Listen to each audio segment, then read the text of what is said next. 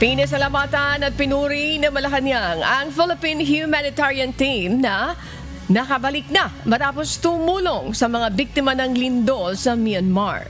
Ayon kay Palace Press Officer Yusek Claire Castro, kapuri-puri ang kanilang katapangan at dedikasyon na ipinakita maging ang malasakit na mga Pilipino sa ibang bansa. Binigyang pagkilala ang kanilang ginampanang tungkulin sa kabila ng hirap at panganib sa lugar na sinalanta ng kalamidad.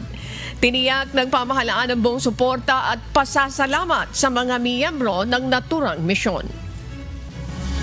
Nagkaroon po ito ng commendation at sila po talaga ay kumbaga ipinarangalan po dahil sa kanilang napakatapang na pagsagupa dito sa kanilang obligasyon at sa kanilang duty po. Kaya po ang lahat po na nanggaling po at tumulong po sa Myanmar, kayo po ay aming pinasasalamatan. Kapuri-puri po ang inyong mga ginawa.